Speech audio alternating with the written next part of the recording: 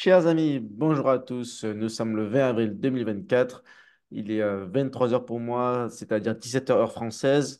Je suis avec Hugues Le Tange. Quelle heure il est pour Hugues en Arabie Saoudite? Bonsoir Marc, merci pour l'invitation. Il est actuellement 18 heures Ok, pile. donc bonsoir Hugues, 18 heures, très bien. Et donc voilà, j'ai le plaisir d'échanger à nouveau avec un collègue élu. Donc Hugues est un élu de la République, Conseil des Français de l'étranger. Pour quelle circonscription? Arabie Saoudite, partie orientale, donc Riyad et Koweït.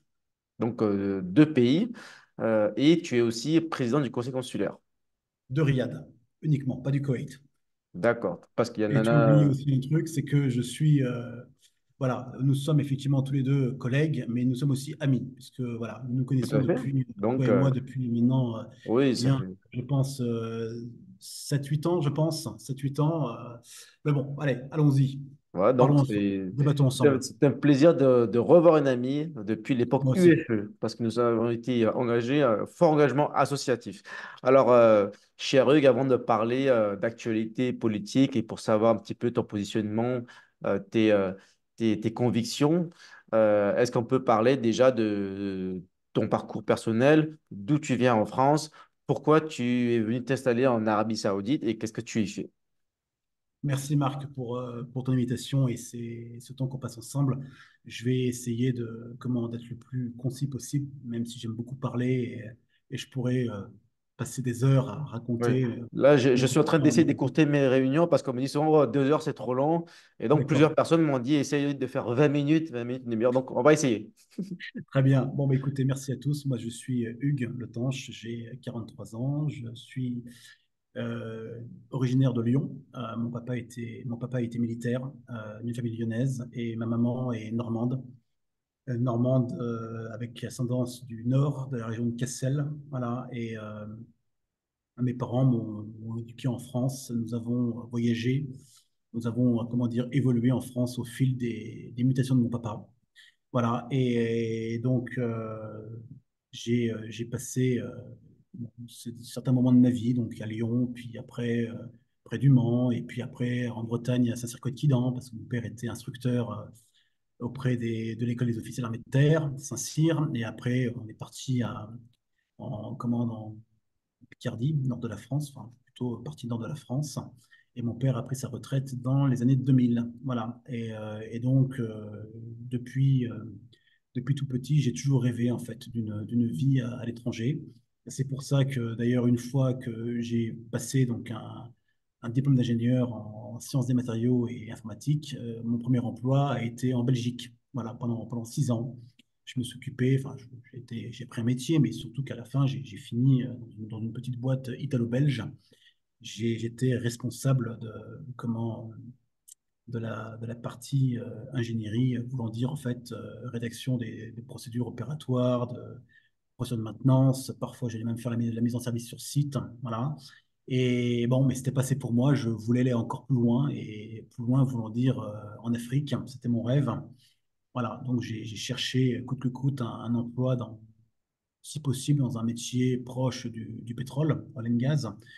Et puis bah, l'Afrique, ça n'a pas été, mais un jour, une boîte française m'a embauché en Arabie Saoudite. Enfin, elle m'a d'abord embauché à Paris et puis m'a détaché ensuite en Arabie Saoudite. Voilà, et c'était en 2012, le 1er novembre 2012, Toussaint. Voilà, Toussaint 2012. Et quasiment 12 ans plus tard, bah, j'y suis encore. Voilà. Ça a été un parcours. Donc, entre-temps, je me suis installé en Arabie Saoudite. J'étais au début un agent de liaison, enfin, je dirais, j'officiais pour ma boîte française détaché en Arabie Saoudite. Et puis un jour, bah, à force de faire mon métier, de rencontrer des clients, bah, je me suis installé. Voilà, j'ai créé ma société, Talent Process, qui est une petite société d'ingénierie qui fait mon métier depuis toujours, à savoir les procédures opératoires de maintenance sur les raffineries, ce coup-ci, donc plus les brûleurs, mais les raffineries. Voilà, et en même temps, on a d'autres projets, on fait la formation, on fait du digital. On s'intéresse aussi à la partie réalité virtuelle, parce que ben, voilà, quoi de mieux que les outils digitaux pour former la jeunesse saoudienne.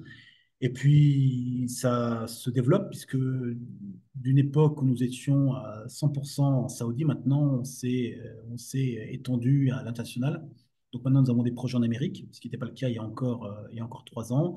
Et on espère, dans les prochaines années, que nous serons capables d'aller en Asie. En Malaisie, par exemple, Singapour, ce sont des pays qu'on aimerait à terme, enfin, où nous aimerions à terme tenter notre chance. Voilà. Ok, C'est très bien. une vie.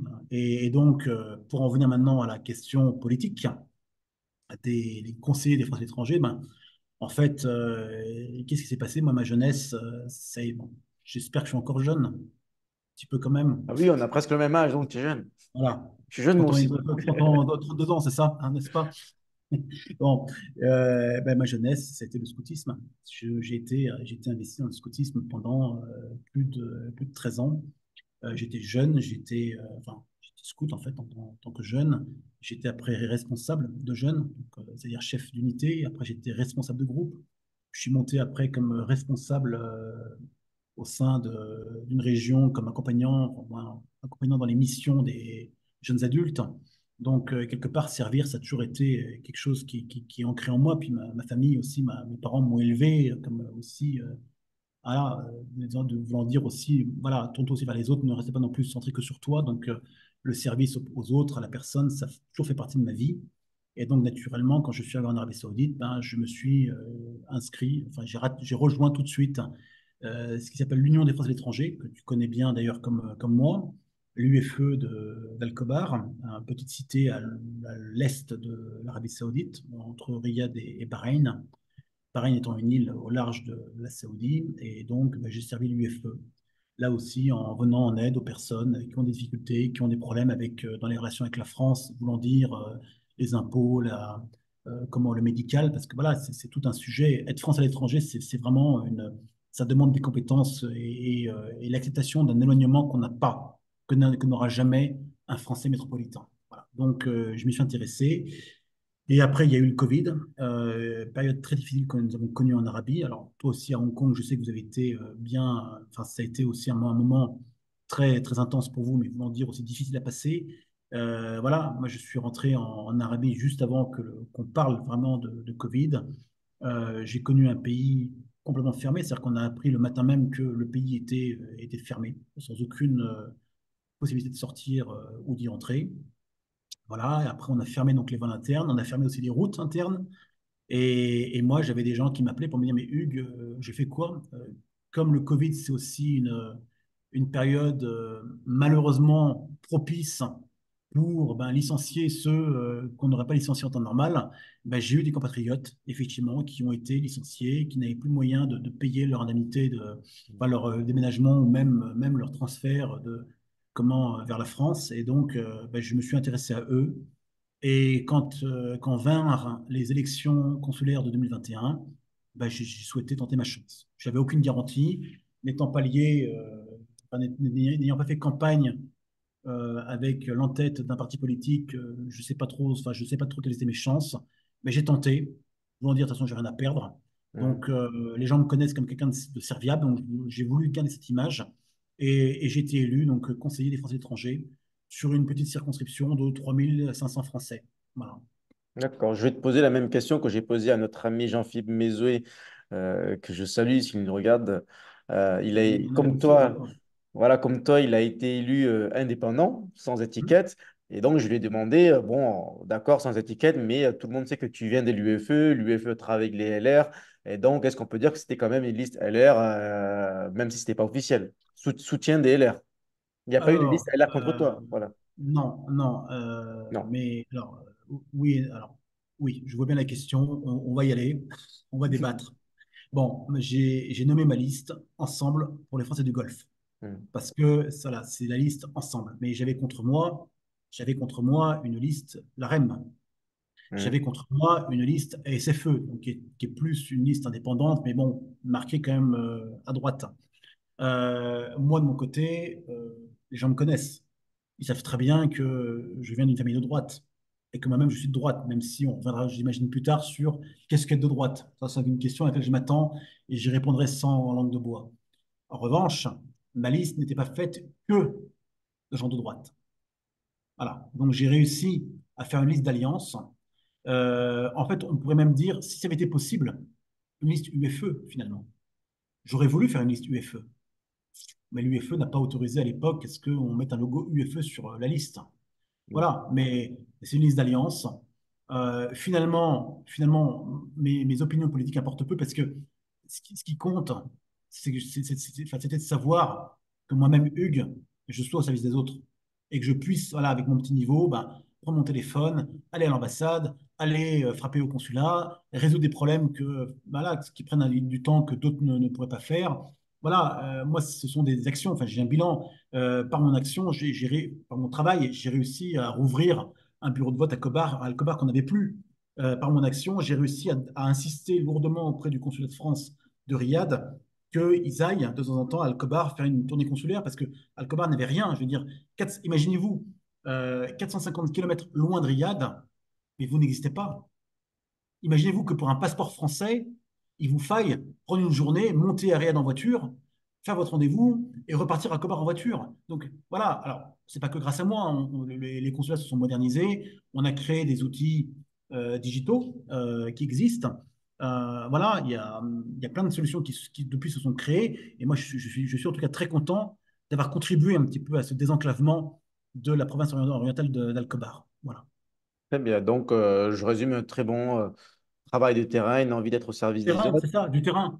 Voilà. Mais finalement, le scoutisme, c'était du terrain déjà. Ouais. C'était du terrain. Ben, là, j'ai gardé mon scoutisme de terrain, sauf que c'est plus sur 20 jeunes qui s'exercent, mais c'est sur Ouais. 3500 Français. Toute la Voilà. communauté française. Ah, c'est une belle Voilà. métaphore. J'aime bien. Voilà. Alors, entre-temps, Scoutisme par pour contre, adultes. voilà. Et par contre, entre-temps, je me suis aussi déplacé parce que maintenant, donc, je suis installé à Riyad, alors qu'avant, j'étais à Al-Khobar. Donc, j'ai accepté, enfin, j'ai décidé de m'investir sur Riyad parce que c'est là d'abord où il y a le plus d'électeurs, mais enfin de Français, mais surtout c'est là qu'il y a l'ambassade. Et un conseiller, pour moi, un conseiller des Français à l'étranger, s'il veut être efficace, il faut qu'il soit proche de l'ambassade. Ça, c'est important. Ouais. Ambassade au consulat. Logique. Donc, tu parles de scoutisme. Tu es catholique? Je suis chrétien. Voilà. Chrétien? Mais bon, alors, je suis chrétien parce que c'est une sorte de famille. Mon papa est protestant, ma maman est catholique. Mon frère, parce que j'ai qu'un seul frère, est catholique. Et moi, j'ai choisi de faire mon cursus chrétien chez les protestants. À vrai dire, il n'y a pas grande différence entre les chrétiens et enfin, entre les protestants et les catholiques. Disons que je suis marqué protestant, mais je pratique beaucoup plus avec les catholiques. Voilà. Donc, c'est pour ça que je préfère dire que je suis chrétien. D'accord. Voilà. Maintenant, là encore, c'est aussi un sujet, j'imagine, dont on va parler prochainement, mais la foi, elle est personnelle. Et dans mon engagement, je dirais, de conseiller français étranger, quand j'ai en face de moi des Français qui soient musulmans, Mhm. chrétiens ou athées, bah, ce sont des Français pour moi, en face de moi. Oui, tu fais qu'une différence. Voilà. Bien sûr. Je pense plus à une question pratique de vivre en Arabie Saoudite, qui est un pays musulman. Donc, j'imagine que beaucoup de gens qui nous regardent, qui envisagent s'expatrier en Arabie Saoudite, qui sont chrétiens, qu'est-ce que tu leur dis? C'est comment la vie là-bas? Est-ce que les chrétiens sont bien intégrés? Est-ce qu'il y a de la discrimination? C'est comment? Non, il faut savoir que c'est un pays musulman. Vous êtes dans un pays qui est le berceau de l'islam. Donc, d'ailleurs, nous avons en Arabie Saoudite une présence française, mais qui est venue en Arabie pour leur foi. Et ça, il faut le prendre en compte, il faut le respecter. Bon, donc, un Français qui vient en Arabie Saoudite, je lui dirais deux choses. Si vous voulez réussir en Arabie Saoudite, ne parlez ni de politique, ni de religion. Voilà, vous avez votre foi à vous. La foi, c'est personnel. Voilà. On a l'habitude, moi non, parce que je suis pas dans ces cercles-là. Ma foi est personnelle. Je ne vais pas dans les groupes de prière entre chrétiens, qu'on soit philippino, américain, anglais ou même slovaque, parce qu'il y en a aussi chez nous. Voilà, j'ai ma foi, j'ai ma pratique personnelle. Enfin, tout est question voilà, de se dire que nous sommes dans un pays, avant tout, qui n'a pas d'église, qui peut-être un jour en aura une, peut-être pas deux, je sais pas, on ne sait pas de quoi l'avenir sera fait. Voilà, donc vous avez un travail, c'est avant tout pour le travail que ces Français chrétiens viendraient en Arabie Saoudite. Donc justement, concentrons-nous sur le travail et le reste, ça reste quelque chose, je dirais, voilà, d'accessoires, en fait, finalement. Donc, la foi reste dans un domaine personnel. C'est ce qui est Ok, très important. bien. En tout cas, l'Arabie Saoudite, c'est un pays qui essaie de s'ouvrir beaucoup au monde. Oui, Bon, il y a un sujet qui m'intéresse, c'est Dragon Ball, parce que j'ai vu une pub, disons qu'il y a le parc d'attractions Dragon Ball qui va sortir. Alors, ça veut dire quoi? Ils veulent absolument devenir le numéro un des pays de la région. alors, Ils veulent qu'il y ait plus de alors, touristes, ils veulent qu'il y ait plus d'expats. Qu'est-ce qu'ils veulent? alors, plusieurs choses. T'es pas sans savoir que l'Arabie Saoudite a fait fortune avec le pétrole. Euh, je vais dire qu'il y a c'est quand même, on parle quand même d'une société, donc Saudi Aramco, donc qui est la compagnie du pétrole saoudien, qui produit quasiment 10 millions de barils par jour. Donc ça fait quand même du volume. Et le pétrole, malgré ce qu'on raconte, on en a encore pour longtemps. Bon. L'Arabie Saoudite, à la vérité, alors, s'est engagé dans un processus d'économie parallèle. Enfin, parallèle, c'est pas le bon mot, mais je dirais de redistribution de ces revenus, ou en tout cas de réorganisation de ces rentrées d'argent. Voilà. Donc, Diversification. voilà, diversification. Merci, je cherchais le mot. C'est comme à Diversification. Macao, ils veulent faire autre chose que des casinos. En Arabie Saoudite, ils veulent faire autre chose que du Voilà. pétrole. Alors, mais il y aura encore, de toute façon, c'est le pétrole qui finance. Donc là, ils se sont lancés dans ce qu'on appelle la vision 2030, hein, très important. Donc, on construit des projets, et des projets qui, à terme, vont rapporter de l'argent. Donc, c'est comme ça que, là, tu parlais des parcs, mais avant que je vienne au parc d'attractions, parlons des choses élémentaires.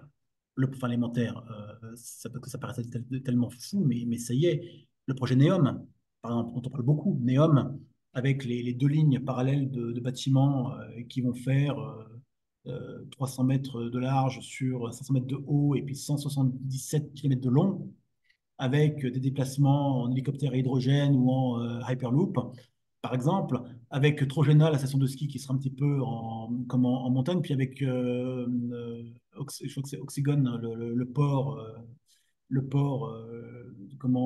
yacht et puis terminal maritime de Neom. Donc il y a plein de projets. On envisage aussi de créer donc Aloula donc qui est l'ancêtre. C'est Aloula, c'est la continuité de Petra. C'est-à-dire que ce sont les Nabatéens, donc période pré-islamique, qui se sont installés à Aloula, qui en ont fait donc des tombes avec voilà comment une on peut dire effectivement une ingénierie des techniques de construction qui sont juste magnifiques, quoi. Et Aloula, qui a été un site délaissé pendant des années, maintenant est devenu un site touristique. Et on a depuis Paris, en pleine saison, donc saison d'été, on a, je crois, quasiment un ou deux vols par semaine qui font Paris-Aloula directement, sans passer par Jeddah ou Riyad. Voilà. Donc l'Arabie veut vraiment avancer. Je vous parlais de Aloula, mais je peux aussi parler par exemple, de Red Sea. Red Sea, c'est le projet phare de l'Arabie en termes de tourisme. On a deux ou trois hôtels de luxe avec casino et parcours de golf et centre Ah, il y a des équestre qui casinos seront. là-bas? Ouais, ben, c'est ce qu'ils veulent faire. En tout cas, ça fera partie de Red Sea, donc ce sera à l'ouest de la Saoudie, sur des îles qui ont été ensablées pour justement. Enfin, voilà, c'est à la base. Oui, donc on a gonflé par l'ensablement donc la superficie de ces îles en question, et ça va devenir une zone qui sera complètement touristique. Voilà, et Riyad, ben Riyad, ça, c'est en plein boom. Il faut savoir que quand je suis arrivé en Arabie, il y avait 4 millions d'habitants à Riyad. Nous sommes maintenant 8,5 millions à Riyad. Et le plan d'avenir, c'est de passer à 20 millions d'ici 10 ans. Donc, Voilà. il faut beaucoup Donc, d'immigration. Ça va devenir. alors, oui, il faut la main-d'œuvre, forcément. Il y aura des projets qui vont aider. Ça veut dire aussi que ben, les gens qui voulaient. Oui, l'Arabie doit devenir une destination qui soit prisée. Et d'ailleurs, un exemple tout bête pour y arriver, je vais vous donner un exemple, Marc. Dis-tu, mais bon. L'emploi et les industries, par exemple, l'Arabie Saoudite maintenant interdit le commerce via des sociétés qui sont dans la zone GCC. C'est-à-dire que vous, par exemple, enfin, j'ai toi comme n'importe quel auditeur, vous avez envie de vendre vos produits en Arabie Saoudite, mais vous n'avez pas envie d'être installé en Arabie. Donc, vous installez votre société à Dubaï, comme c'est courant. Et donc, de Dubaï, eh ben, ça transite en Arabie. C'est fini. Maintenant, vous devez être en Arabie. Sinon, c'est fini. Il y a plus de contrat avec l'Arabie. Vous devez être vous devez faire partie des fournisseurs locaux. Ça veut D'accord. dire une société locale de droit saoudien qui emploie un minimum de Saoudiens. Donc voilà, là, moi, un exemple de chez moi, Talent Process Arabie Saoudite. Je suis une société d'ingénierie, de formation. Je dois passer cette année à 50% de saudisation. Voilà. Donc si je suis en dessous du seuil de 50%, je ne peux pas avoir de visa. D'accord. Voilà. Donc c'est à Oui, il y a prendre en du compte. protectionnisme saoudien. Oui, oui, tout à fait, tout à fait. Il y a un protectionnisme et c'est comme ça qu'ils vont arriver justement à monter l'effectif. Mais l'Arabie fait face à beaucoup d'enjeux, à des enjeux. Alors forcément, ça demande des financements, mais il faut avoir en tête que c'est une Arabie nouvelle qui va apparaître devant nous. Il y a aussi quelque chose dont je veux vous parler, la construction de plus d'une vingtaine de parcs nationaux. Imaginez-vous dans le désert, on crée des parcs nationaux, donc à chaque fois, il faut des animateurs, enfin, oui, il faut des rangers, il faut entretenir le parc, il faut le nettoyer. Ouais, donc, vous voyez, tout ceci, ça va demander une main-d'œuvre. Et pour les parcs d'attractions, parce que c'était ça, donc ta question, Marc, il n'y a pas que Dragon Ball Z Park. L'Arabie souhaite faire un Disneyland puissance 10. Donc, nous allons avoir des parcs comme on n'en a jamais eu. Alors, forcément, le pétrole finance, mais à terme, il y aura des revenus autres que le pétrole, bien sûr. D'accord, intéressant. C'est comment les relations entre l'Arabie et les Émirats, par exemple, bon, les Français qui sont en train d'hésiter entre expatriation à Dubaï ou expatriation à Riyad, qu'est-ce que tu leur dis? Mais, de toute façon, d'un point de vue général, vous allez là où il y a du travail. Oui. Ah, donc, Bon, c'est si très. tu as du travail dans les deux et que tu dois choisir, Ah, elle est comment la moi, vie? Est-ce que tu préfères vivre à Riyad ou à Dubaï? Bon, j'imagine que tu Riyad, préfères en Arabie, clairement en Arabie Saoudite. Arabie. Clairement, ouais, parce que Pourquoi? bon, pour commencer, bon, bon, après, peut-être que mon collègue Laurent Rigaud de Dubaï m'aurait dit Dubaï, ça c'est chacun, on est tous un peu chauvins, français, un Français de l'étranger quelque part, le pays où il travaille, c'est un petit peu son second pays, même si moi je Oui, n'aurais et puis jamais bon, eu. c'est un choix. Si Je ne tu y es, serai c'est que jamais tu l'as fait. saoudien. Je ne pourrai jamais être saoudien. Un saoudien, il naît saoudien ou rien. Donc Hmm. moi, je serai toujours français en Saoudi. Mais simplement, je trouve qu'il y a moins de concentration. Il faut dire que le pays est plus vaste. L'Arabie, c'est vaste. C'est-à-dire que tu en as marre d'une vie, d'une semaine de travail pleine sur Riyad. Tu prends ton avion, tu vas faire la plongée à Jeddah ou tu vas aller faire un tour à Bahreïn ou même tu vas dans le désert, il y a tellement de choses qui existent. C'est très varié, en fait, l'Arabie Saoudite. Voilà, donc ce qu'il faut, et puis surtout, le gros avantage, ça c'est un point important, ça, le gros avantage du Moyen-Orient, c'est que finalement, on est un peu le centre du monde avec les aéroports. Vous allez à Dubaï, Dubaï, vous allez partout. Je m'amuse, c'est quelque chose que je fais toujours à chaque fois que je vais dans un aéroport. Je prends toujours quelques instants pour regarder le tableau des destinations. Où est-ce qu'on va depuis cet aéroport en question? Ben oui, mais vous allez aussi bien à Melbourne qu'à Calgary au Canada, quoi. Que à Hong Kong ou Macao. Enfin, je veux dire, c'est plein. Nous avons un trafic aérien qui est très dense au Moyen-Orient. C'est un peu le hub du Nouveau Monde, finalement. Hmm. Ok, très bien. Euh, bon, on va passer à l'actualité, on va dire plus politique, parce que tu es un élu des Français à l'étranger, mais bon, tu es aussi engagé, tu as des idées, etc. Donc, le terrain, c'est très bien, mais il y a aussi les idées. Donc, comment tu peux te définir? Est-ce que tu es un homme de droite et qu'est-ce que c'est un homme de droite? Qu'est-ce que c'est qu'être de droite? Mais c'est un vieux concept. En fait, moi, je suis la génération 80, donc j'ai grandi avec Mitterrand.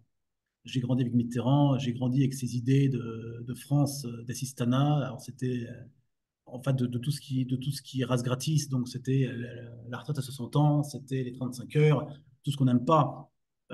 Et moi, j'ai toujours été en but contre ces idées, de dire que moi, je crois en la France du travail.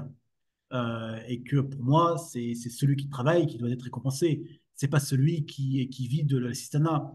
Alors ça, de nos jours, ça ne veut plus dire grand-chose parce que j'écoutais il y a 15 jours, là, j'écoutais un discours aide-moi là, le patron de Fabien Pérez, Parti communiste français. C'est Fabien, c'est ça son prénom? Roussel?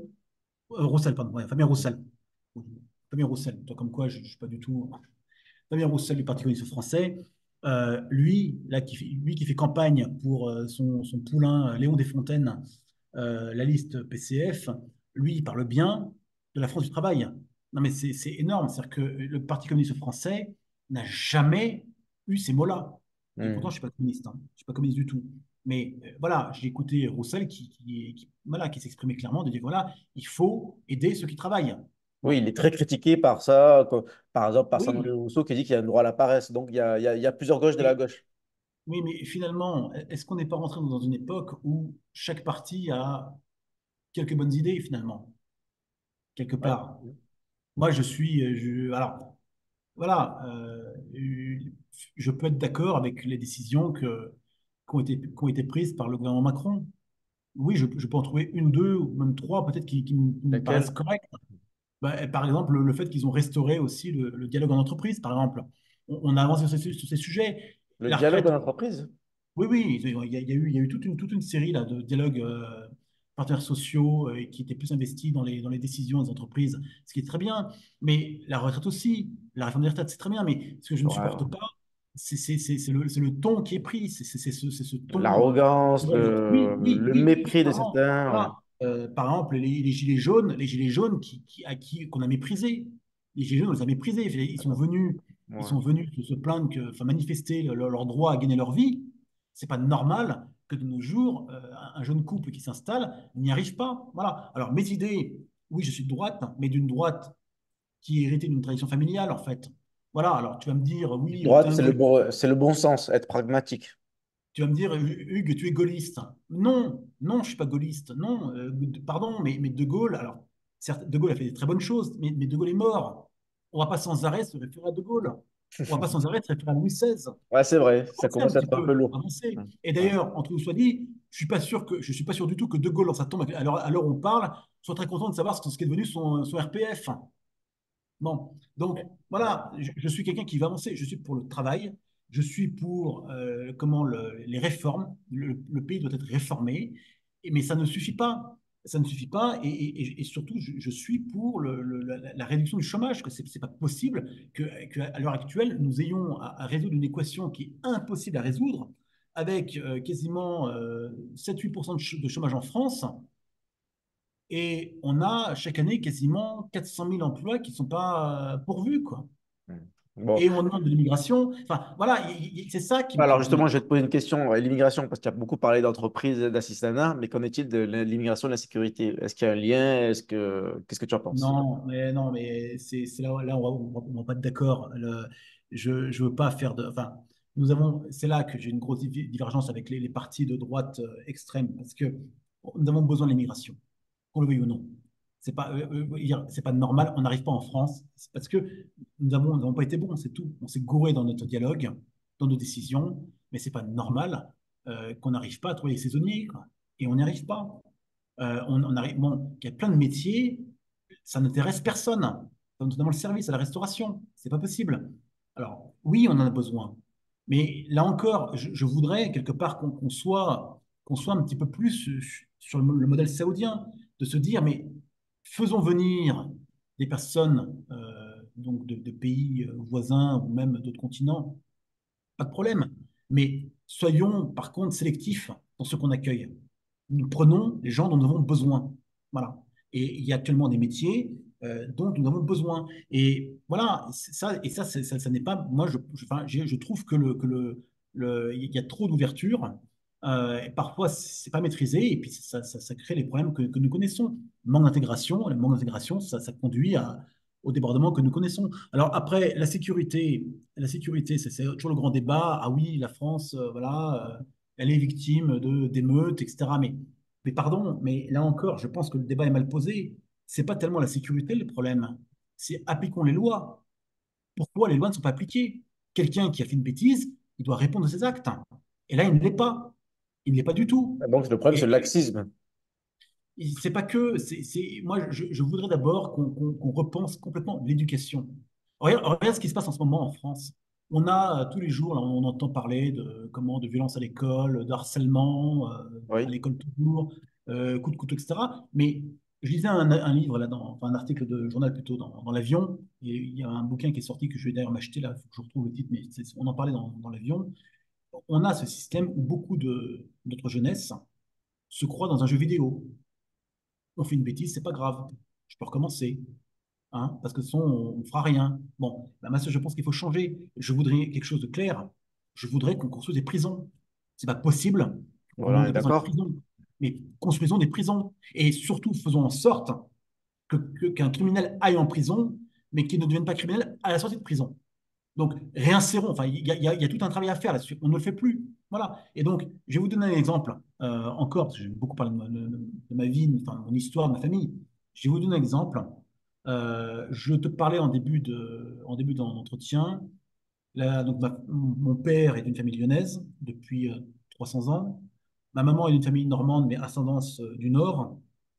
Bon, l'arrière-grand-père de ma maman, que on n'a pas connu, hein, imagine-toi quand même qu'en 1913, il se fait pincer en Normandie pour un trafic de lait. Histoire vraiment saugrenue. Enfin, je veux dire, les faits sont là, parce qu'on connaît l'histoire. Hein. Bon, imagine bien, il y a une laiterie à côté dans un village hein, qui collecte du lait de vache et puis qui transforme soit en beurre, soit en fromage. Enfin bref, voilà. Et bon, il y a un charretier qui transporte le lait là, d'un point A à un point B, bon, enfin, plutôt depuis les laiteries jusqu'à la fromagerie. Et donc, ce charretier, il s'arrête trop souvent au goût des voisins chez mon aïeul.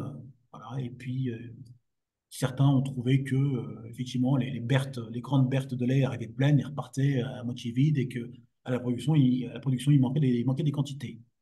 Donc, il y a eu une enquête et mon aïeul a été jugé comme étant quelqu'un qui volait du lait. Et bien ça, le vol de lait, ça lui a coûté 6 mois de prison, ferme, pour un vol de lait. De nos jours, quelqu'un est mort, au bout d'un an, Là, on est d'accord, là, il y a quelque chose qui ne fonctionne pas avec la justice. la justice doit absolument montrer l'exemple, que les peines soient appliquées. Voilà. Et je maintiens actuellement les choses. Si on veut, alors parce que tu parles de sécurité, commençons par le commencement déjà. Remettons dehors du pays tous ceux qui ont eu une OQTF. C'est pas normal Ouais, qu'actuellement sur ce point, on est d'accord. 6% du QTF soit appliqué. Darmanin, monsieur le ministre Darmanin, qui est venu en Arabie Saoudite, je lui ai dit les choses. Alors lui, comment il se vante d'être le ministre de l'Intérieur le plus prolifique en termes d'expulsion, c'est pas vrai. 6% seulement des OQTF sont appliqués en France. Mettons dehors tous ceux qui n'en ont rien à y faire, soyons plus sélects pour ceux qui arrivent, mais ça ne veut pas non plus dire qu'il faut tout fermer. Moi, je veux que les étudiants étrangers viennent étudier en France. Je le veux parce que pour nous, c'est une chance. Moi, je suis très fier là, j'étais avec une classe de seconde d'Alcobar au Sénat récemment. Bah, je suis très fier que dans une classe de 25 élèves, il y ait des personnes autres que des Français. C'est du chance. Et ces gens-là, ils suivent le cursus français dans une école française de l'étranger, mais on peut espérer qu'ils aillent en France. C'est une fierté pour nous. Moi, j'ai pas de souci pour ça. Là où ça ne me va plus du tout, c'est quand justement le pays n'est plus tenu. Et actuellement, ce qu'il y a, c'est qu'il y a trop il y a trop de laxisme. La justice ne fait pas n'applique pas ses peines et les gens pensent que bah, de toute façon, il ne se passera rien, donc je continue, quoi. Voilà. D'accord. Et c'est ça qui est vrai. Bon, je pense qu'on est d'accord sur les grandes lignes. Donc, en termes de conclusion, comment ça se traduit dans l'actualité politique, puisqu'on est en campagne pour les européennes, sans parler des détails techniques, ça veut dire que tes convictions, tu penches vers qui? J'imagine un parti de droite, mais est-ce que c'est une droite Ouais, comme celle de Marion Marshall ou celle de Bellamy, ou est-ce que c'est plutôt du souverainisme? Qu'est-ce que c'est que... non, Est-ce que tu sais déjà pour qui tu vas voter et qui tu soutiens? oui, oui, bah, mais je suis de tradition de droite comment UMP, donc c'est ma génération, donc je vais forcément voter pour Bellamy, mais là encore, je suis extrêmement déçu. Alors j'ai pris des distances avec le parti, forcément, parce que je suis pas content de ce qui se passe. Il me manque une ligne politique claire. J'aurais aimé, et de courage, j'aurais aimé que mon parti, pourtant que je suis adhérent. J'étais adhérent RPR et après UMP et maintenant LR depuis 2002. Tu es toujours Alors, adhérent à l'air? j'ai pas renouvelé ma cotisation. J'ai pas renouvelé depuis un an et demi. Mais je pensais à ça, non, c'est inexact ce que je dis parce que 2002, c'était déjà UMP. Donc, bon, bref, ça règle le problème. Mais je voudrais, moi, que le parti qui s'appelle LR, qui est mon parti de cœur, soit un parti qui assume qui fasse preuve de courage et qui assume ses convictions. Moi, j'ai été très déçu que la réforme des retraites, qui a été un ramassis de bêtises en tout genre et d'irrespect, les LR se sont fait manipuler comme jamais. Et par contre, au lieu d'assumer et de dire, ben non, on n'est pas d'accord, nous votons la motion de censure, ils s'y sont associés. Voilà, je dis pas. Alors oui, d'accord, les LR étaient pour la retraite à taux plein, à 40, enfin plus de 40 ans de cotisation, enfin 42 2 ou 3 ans, ils avaient proposé au moment de la campagne de Pécresse en 2022. Mais simplement, je veux dire, non seulement, c'est ça que je retiens, non seulement le parti gouvernemental n'est pas majoritaire à l'Assemblée nationale, non pas la majorité. Donc, naturellement, ils cherchent des alliés, ça c'est très bien, tout le monde le fait, ça. On est tous amenés un jour à chercher une coalition, à faire une alliance, très bien. Mais finalement, ils ne l'ont pas. Ils vont voir les LR. Au lieu de dire, bah, écoutez, messieurs les LR, bah, venez avec nous, mais en échange, on vous donne des concessions, ils ne donnent rien. Et après, ils osent passer en 49-3 en disant, ben non, à cause des LR, on n'a pas la majorité, donc on passe en force. C'est pas possible, ça. Enfin, moi je serais LR, vous savez quoi, vous m'avez menti, vous m'avez floué, et ben Motion de du coup, censure. voilà, motion de censure tout de suite, et non pas osé. C'est ça qui me déçoit. Moi, je suis pour ceux qui assument leurs convictions. Voilà. Donc, oui, je vais soutenir Bellamy. Je l'ai rencontré d'ailleurs à ce sujet il y a quelque temps à Paris parce que c'était la semaine des Français de l'étranger. De la Euh, FE? voilà, la FE, tout à fait. Donc, il était à Paris, on s'assit dans un café. Il parle très bien, François-Xavier. Il parle très bien, mais je pense que François-Xavier Bellamy, c'est quelqu'un qui va souffrir quelque part de son attachement au parti. C'est-à-dire que les LR n'ont pas du tout le vent en poupe. Pourtant, lui est bien, il parle bien, il a de bonnes idées. Les LR ont été identifiés comme le parti qui a permis l'élection de von der Leyen à l'Europe il y a maintenant de ça, quoi, 6 ans, 7 ans, je ne sais plus. Enfin, non, bon, voilà. Et donc, quelque part, ça va, même si maintenant les LR ont complètement lâché von der Leyen, mais la vérité, le PPE peut réélire von der Leyen sans les LR, hein, finalement. Mhm. C'est pas ça qui va changer le grand Ouais. chose. Voilà. Donc, voilà. Bon, c'est ce que je pense. Alors, après, il y a différentes façons de penser. Certains de mes collègues pensent que le gros souci des élections européennes, c'est que ça ne prend pas du tout en compte le vote ou les intentions des Français de l'étranger. Mais à la vérité, nous sommes peanuts là-dedans, hein. Nous sommes une minorité. Les Français de l'étranger, nous sommes officiellement 1 million, d'après l'INSEE, pardon, 1 million enregistrés sur Liste le registre, électorale. non, registre des Français étrangers, mais d'après l'INSEE, nous C'est sommes 4 ça? millions. Bon, donc, bon, et là, on parle quand même d'une population assez étendue en France. Donc, finalement, on compte que pour du beurre. Alors, qu'est-ce que vraiment un Français étranger peut amener dans cette élection? Je ne sais pas. Pour moi, c'est une énigme. D'accord. Alors, Par contre, ce que je voudrais, Marc, c'est effectivement, moi, je voudrais une Europe. Je l'ai dit à M. Bellamy quand je l'ai vu, à François-Xavier. Moi, j'aurais souhaité une autre Europe. Moi, j'aurais souhaité une Europe des forts. J'aurais souhaité et qu'on comprenne ça. C'est pas possible. C'est pas possible qu'en France, beaucoup d'emplois de terrain soient pris par des personnes de l'Europe de l'Est. Les camionneurs. Les camionneurs, par exemple, c'est un bel exemple, ça. Je veux dire, vous faites plus, vous allez sur l'autoroute, les camions il n'y a pas beaucoup de camions français, hein. Ils sont portugais, ils sont roumains, ils sont bulgares, ils sont tchèques, voilà. Bon, j'aurais le bâtiment.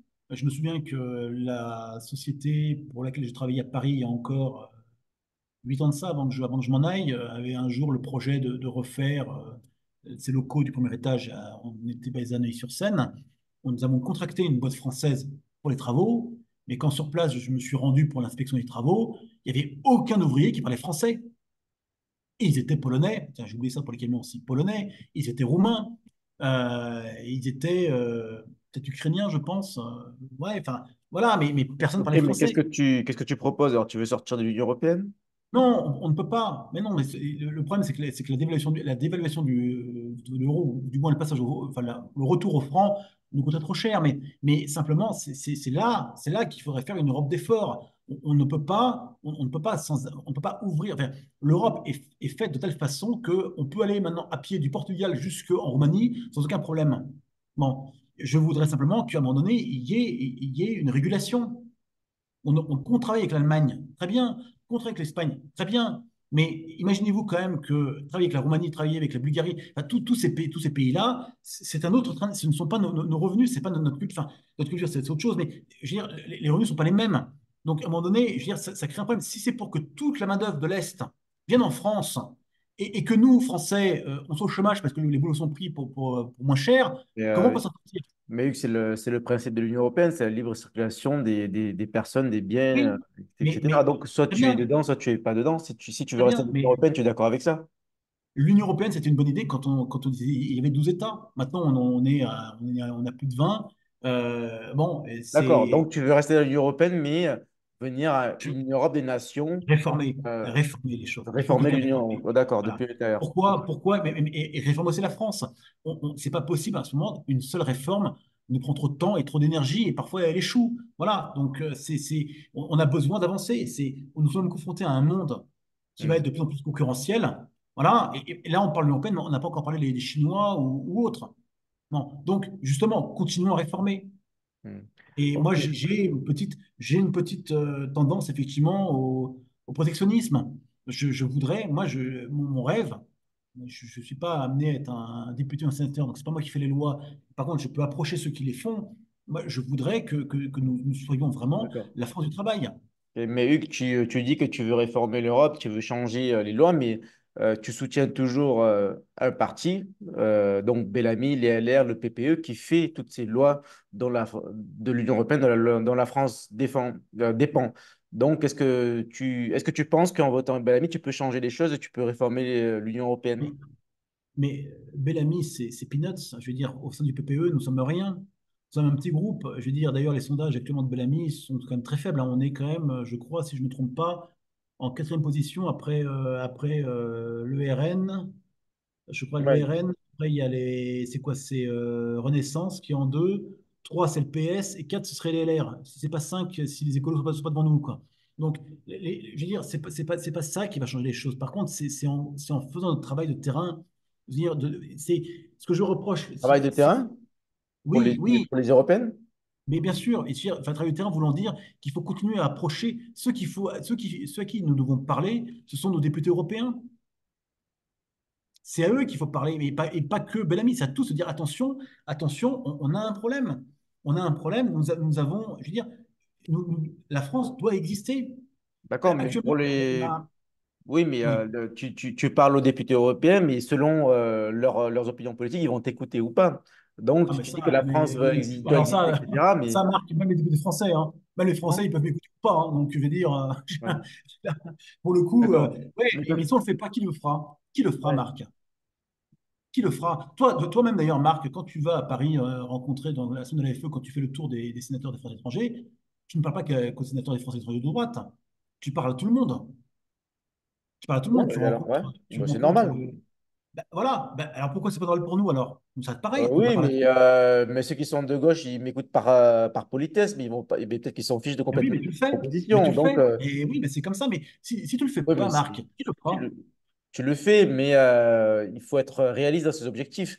Tu peux très bien parler à Bellamy, aux macronistes, etc., de dire qu'il faut plus de France, il faut plus de souverainisme, ceci, cela. Il faut arrêter d'avoir des chauffeurs tous polonais, etc. Mais eux, ils s'en foutent parce que c'est ce qu'ils veulent. C'est leur idéologie. Moi, ce que je voudrais simplement, c'est de se dire quelque chose. L'Europe, c'était une bonne idée à la base, quand c'était le marché commun, voilà, avec l'Allemagne, etc. Bon. L'Europe qui s'est agrandie, ça a permis surtout aux boîtes et boîtes françaises par conséquent d'aller produire moins cher ailleurs. Voilà. Et là, ce que je voudrais, c'est qu'on revienne dans un pays où on réindustrialise. Moi, ce qui m'intéresse, c'est pas que le pays devienne un pays touristique. Je veux pas que, je veux pas qu'en France, moi j'ai grandi, enfin j'ai fait mes études dans les Ardennes.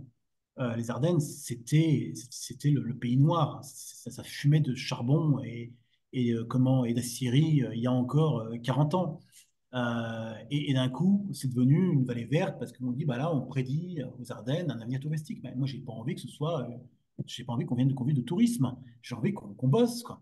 J'ai envie qu'on bosse, j'ai envie qu'on travaille, j'ai envie qu'on ait une jeunesse qui soit heureuse de gagner ses revenus par le travail.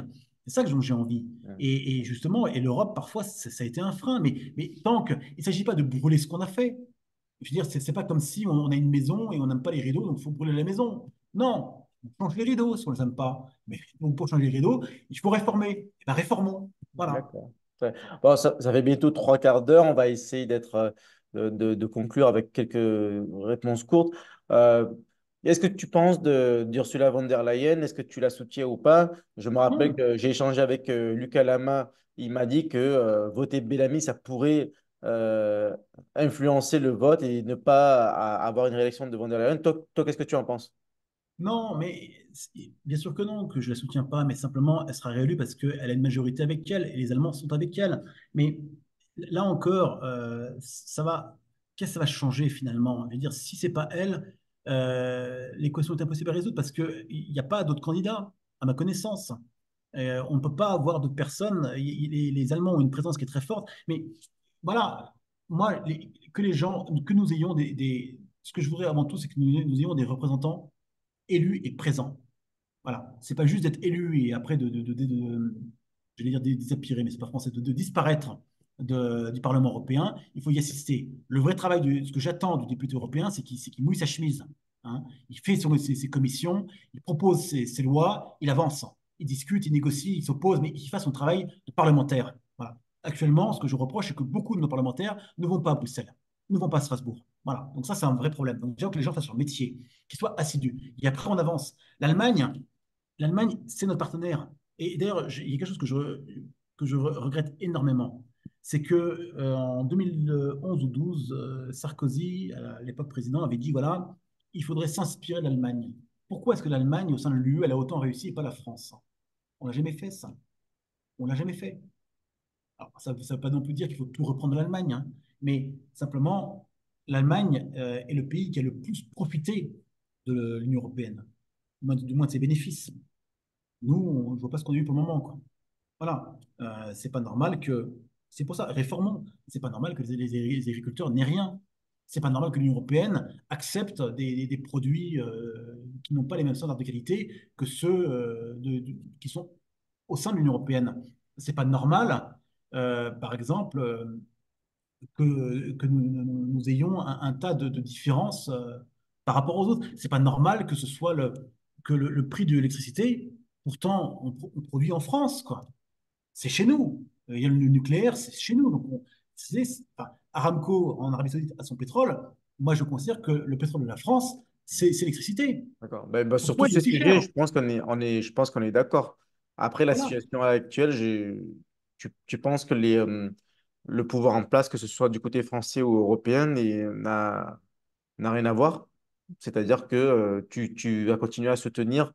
Est-ce que tu as l'impression, puisque je te pose une question, que tu soutiens ceux qui ont créé cette situation avec les LR, le PPE? Ou en fait, c'est pas du tout ça? Non, non, parce que Non? les LR sont une partie infime du PPE. Infime. Donc, c'est pas eux qui sont responsables. Mais Ah, c'est donc ceux qui juste. sont responsables, c'est les Allemands, tu veux dire, et d'autres qui sont plus Oui, proches des oui, Français? bien sûr. Voilà, mais simplement, c'est que le problème, c'est que je voudrais que j'ai l'impression parfois, et c'est ce que j'ai dit à Bellamy, qui a acquiescé, mais bon, sans me donner raison non plus, j'ai l'impression que parfois notre voix, elle n'est pas assez forte. J'ai l'impression que notre. Et il n'y a pas que ça, enfin, il n'y a pas que l'Europe aussi qui. Enfin, l'Europe est un levier d'action, d'accord, mais il n'y a pas que l'Europe. Il y a la diplomatie. Et j'ai l'impression que la France n'est plus entendue. D'accord. Moi, franchement, si j'ai un rêve actuellement, c'est que la France redevienne la France. Hein, la France, une France entendue, une France respectée.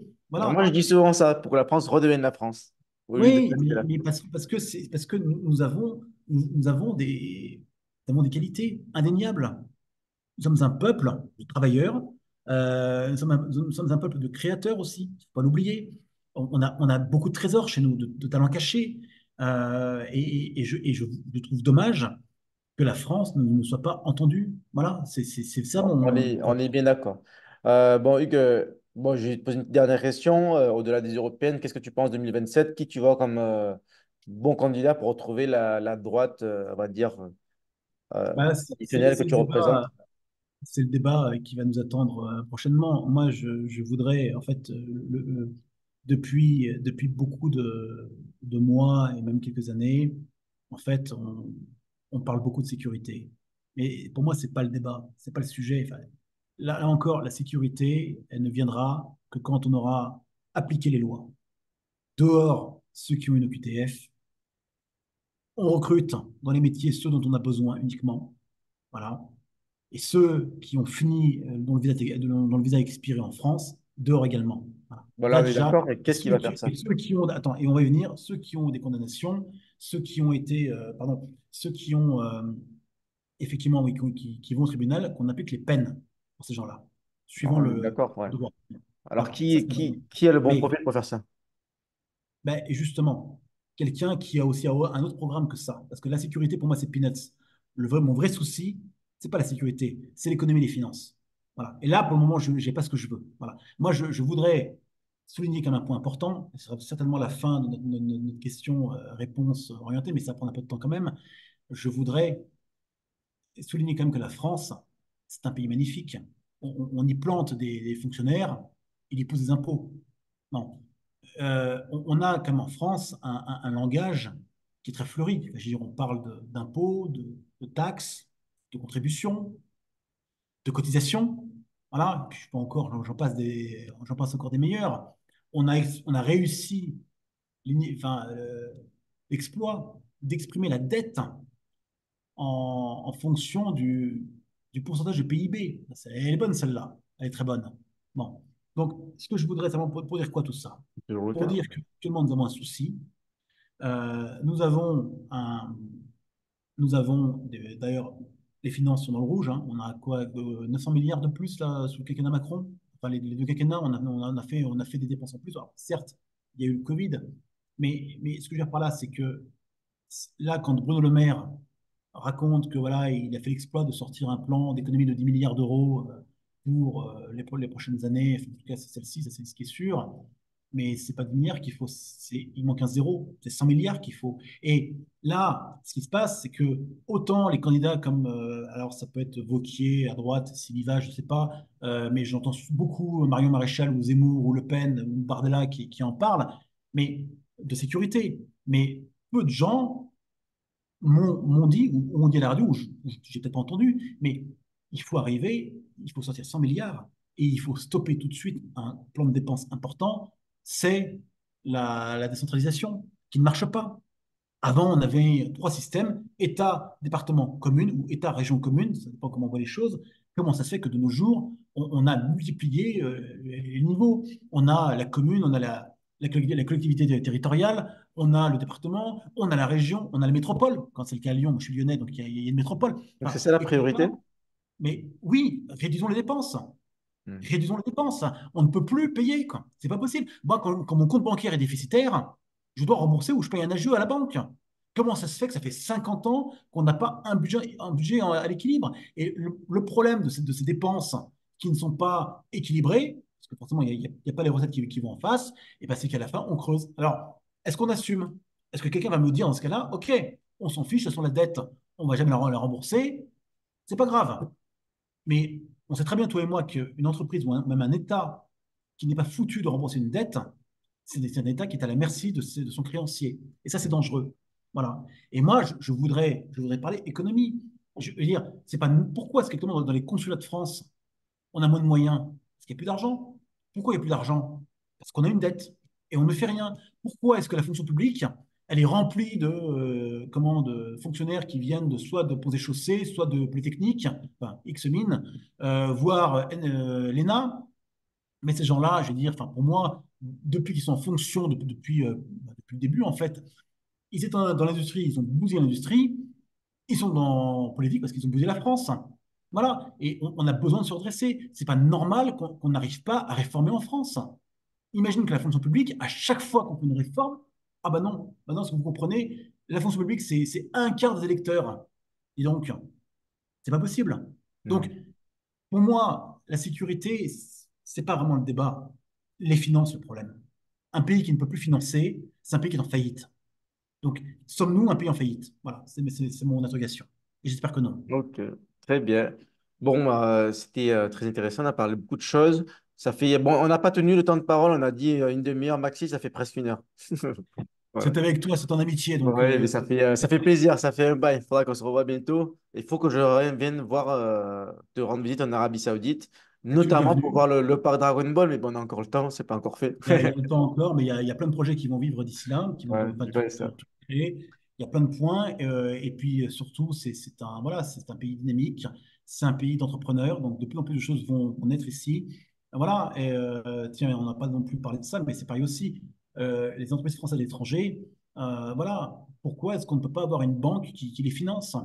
Ça, c'est un vrai problème. Par exemple, ouais, on peut, alors on a créé les EFE, c'est pas toujours, enfin, entreprises de France à l'étranger, EFE, mais il y a un vrai besoin de financement. Il y a plein d'entreprises, il y a plein de personnes qui ont des projets, qui ont des idées magnifiques à l'étranger, mais qui n'ont pas les moyens de les vivre parce que justement, ils n'ont pas le soutien de la France. Et ça, c'est aussi un point. Et le jour où on aura vraiment un pays qui soutiendra son tissu industriel, à ce moment-là, on fera quelque chose. Ok, Voilà. très bien.